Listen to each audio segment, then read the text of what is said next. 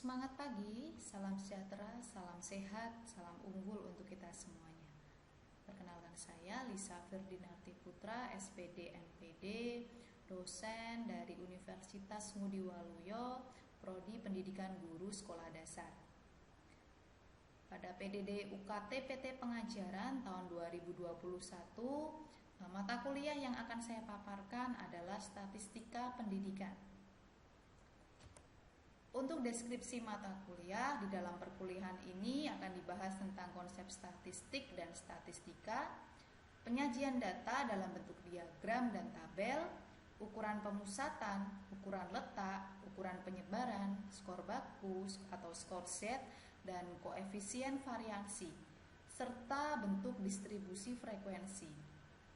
Uji keterkaitan, konsep statistika inferensial, kemudian ada hipotesis dan pengujian hipotesis, taraf signifikansi, uji prasyarat analisis, kemudian uji perbedaan rata-rata 1 dan 2 sampel, uji analisis varian 1 jalur dan analisis pasca pengujian, kemudian ada statistika non-parametrik. Nah, hal itu semuanya bisa menjadi salah satu dasar untuk melaksanakan penelitian di bidang pendidikan di akhir masa studi mahasiswa dan saat mahasiswa nantinya bekerja di lingkungan persekolahan.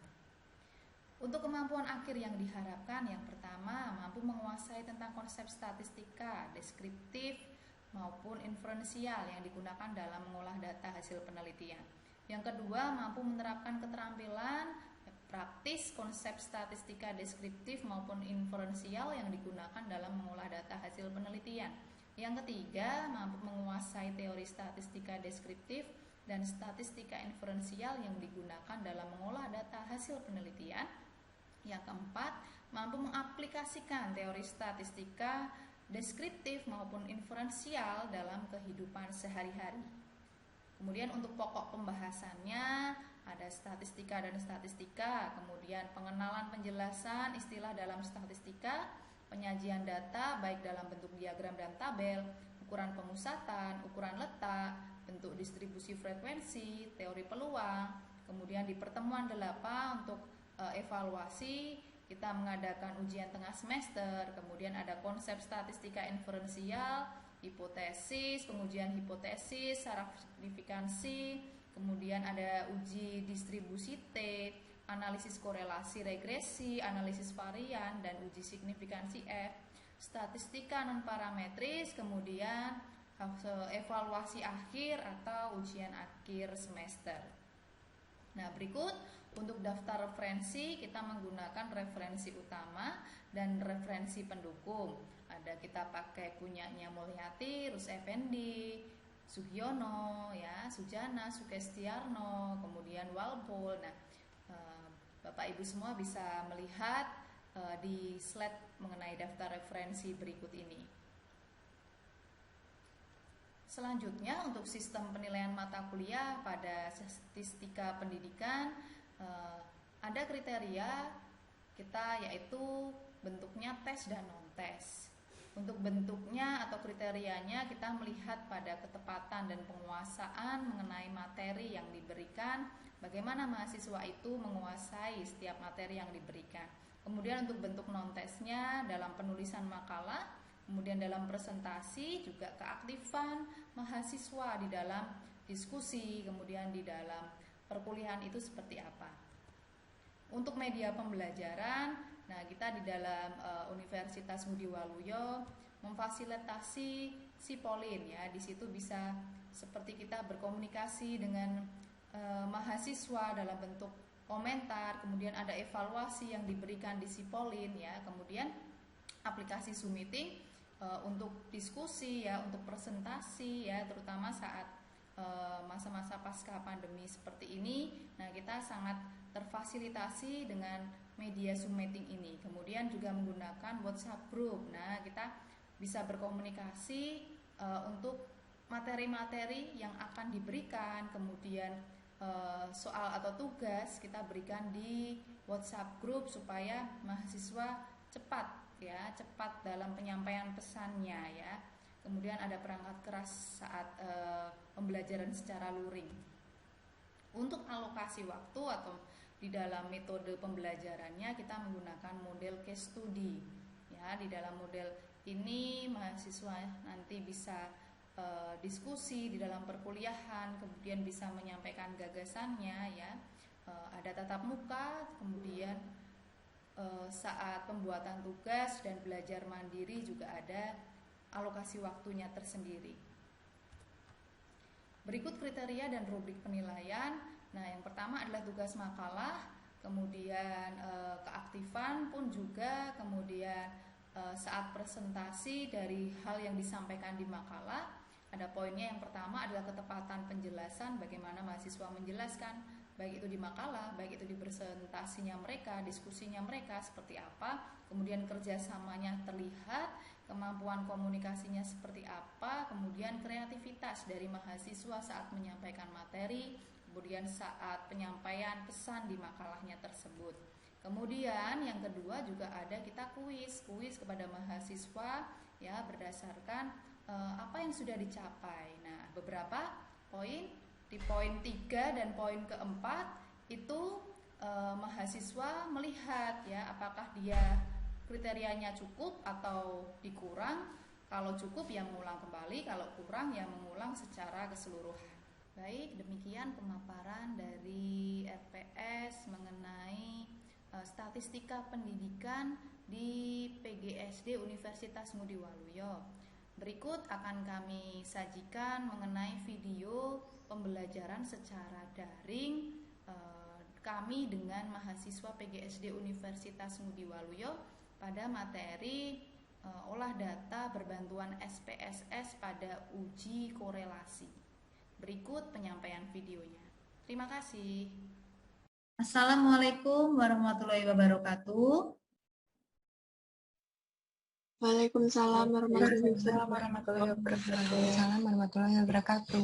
Selamat pagi, ya, salam sehat, salam unggul, salam sejahtera untuk kita semuanya. Ya, di pagi hari ini kita sudah pertemuan statistika pendidikan. Ya, nanti teman-teman bisa praktek belajar menggunakan medianya yaitu uji statistik ya dengan SPSS ya. Jadi teman-teman nanti silahkan sambil ini ikuti ya data yang sudah saya berikan di grup WA, silahkan di-download. Nah, itu nanti tinggal di copy paste Excel, dimasukkan di SPSS. Dua variabel ya dengan data yang sama ya, dengan data yang sama. Mohon izin share screen.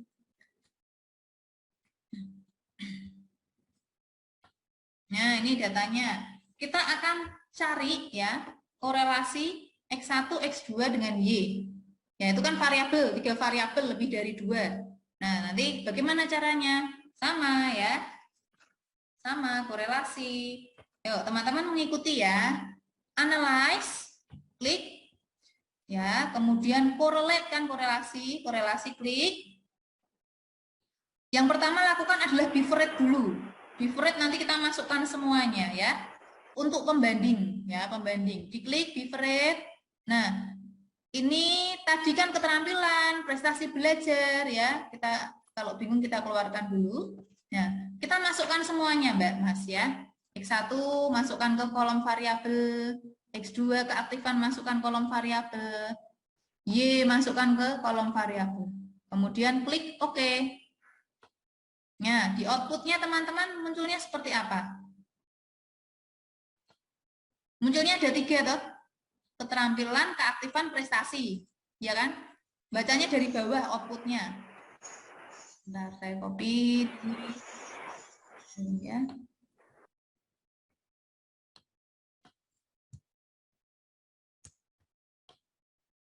Oke. Nah, setelah itu ya, ini share screen saya masih nampak ya, masih terlihat ya? Masih?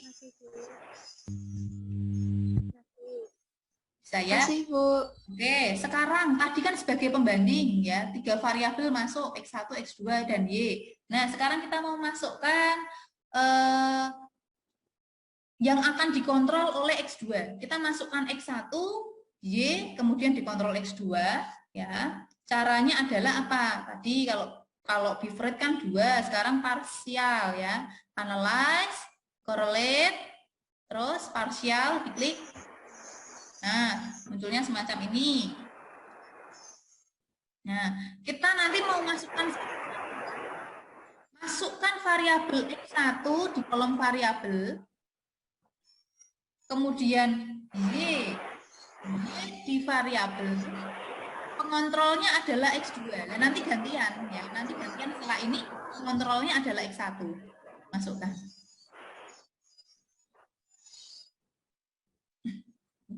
Setelah itu klik OK. Nah, teman-teman bisa lihat di output yang paling bawah. Di copy, masukkan di Word ya, buat laporan teman-teman. Buat nanti kalau misalnya ada soal semacam itu, teman-teman caranya tinggal di Word-nya aja. Nah, ini contohnya. Nah, ini tadi yang pembanding, yang bif rate kita masukkan semua, keterampilan, prestasi, keaktifan kita masukkan semua.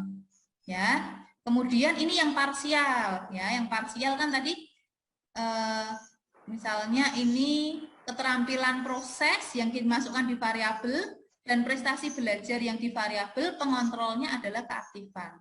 Nah, kita intinya tuh membaca outputnya itu bagaimana ya. Yang pertama adalah hasil korelasi parsial ya. X1 keterampilan proses dan prestasi belajar, pengontrolnya apa tadi?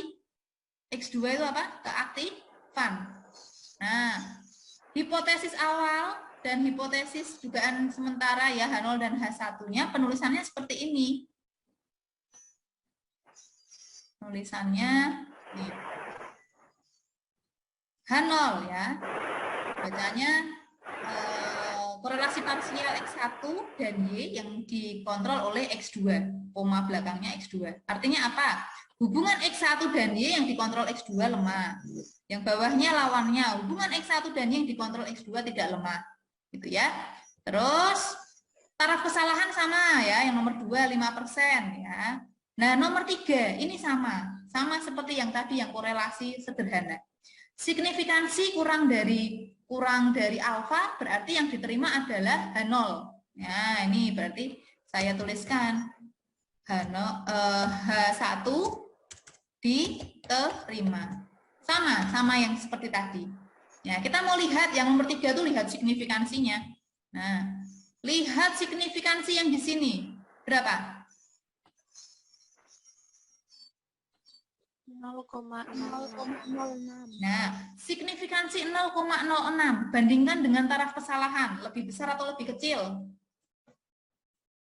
Lebih kecil. Nah, lebih kecil berarti yang diterima apa? H0 atau H1? H1. H1, betul. Nah, berarti apa? Bahwa ya hubungan antara X1 dan Y yang dikontrol X2 tidak lemah. Sama ya, seperti yang tadi ya. Kemudian sama yang nomor 4, dengan menginterpretasi nilai korelasinya. Nah, kita melihat ya pembanding yang 3 bif rate tadi, yang 3 ini ya, antara keterampilan proses itu berapa sih ya, keterampilan proses dengan prestasi belajar tuh ini. Berapa ini? 0,842. Ya kan? 0,842. Nah, sedangkan yang diparsialkan tadi berapa? Signifikansinya. Signifikansi korelasi ini. Nah, berapa ini? Prestasi belajar. 0,602. Turun ya. Turunnya tidak terpaut jauh. Misalnya dari 678. Ini kan tidak terpaut jauh daripada langsung drastis 1.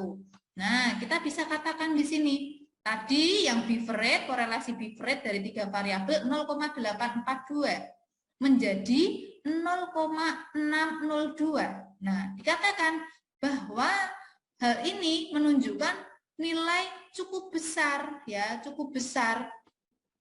Tadi ya 0,842 turunnya tidak terlalu jauh kan antara daripada yang misalnya kita ambillah di bawahnya 50%, 0,2 itu kan terlalu jauh, 0,2 sama 8. Nah, bahwa dikatakan keterampilan proses dan prestasi belajar yang dikontrol oleh keaktifan itu merupakan atau memiliki positif yang cukup kuat. Itu ya, apabila tidak terpaut jauh, sama seperti yang tadi di atas. Gitu ya. Kemudian nah, ini tadi pengontrolnya X2 ya. Sekarang pengontrolnya X1. Coba teman-teman ngomong, saya yang ngeklik coba. Ya, teman-teman yang ngomong, saya yang klik-klik coba. Sekarang pengontrolnya X1. Coba, apa yang saya klik dulu ini? Analis. Analyze, terus? Correlate. Ya. Correlate. Ya.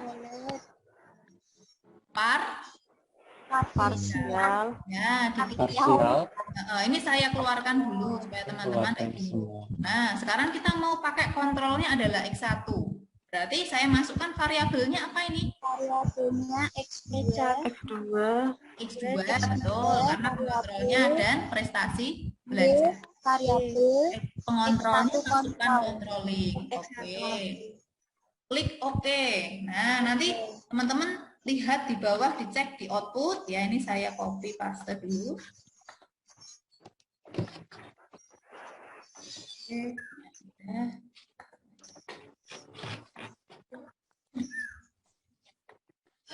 Nah, bentuknya semacam ini, ya. Sama seperti pengontrolnya yang X2 tadi, ya.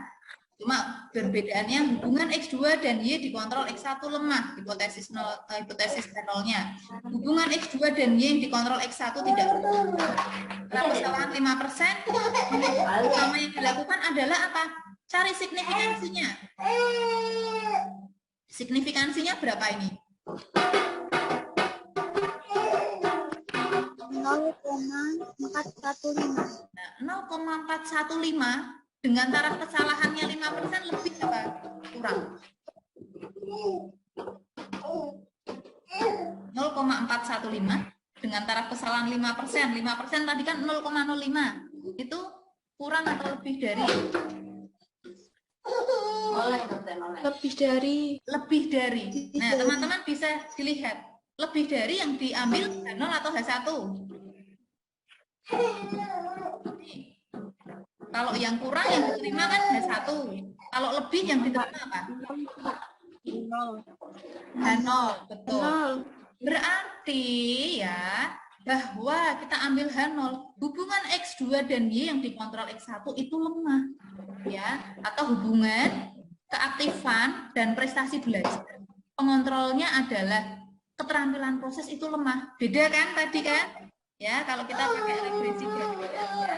Kalau kakak parsial, oh ternyata yang ini lemah. Nah, kita buktikan lagi di korelasinya. Nah, korelasinya coba cari yang Bifred tadi. Nah, ini keaktifan dengan prestasi kan 0,750 ya. 0,750 kita bandingkan dengan yang di sini prestasi belajar 0,415. 0,199. Jauh kan? 0,7 itu di bawah. Terus 0,199 kan di bawah setengahnya, setengah persennya. Ya kan? Benar tidak? Kalau 0,199 kan sekitar 19,9%. Kalau tadi kan 0,75 kan 75%. Nah, dikatakan di sini bahwa korelasi X2 dan Y yang dikontrol X1, tadi X1 kan 0,750 yang Bifred 3 tadi. Kemudian yang satunya 0,199. Nilainya turun drastis. 0,199 itu kan di bawah persennya. Berarti ini kan kuatnya yang nomor 3.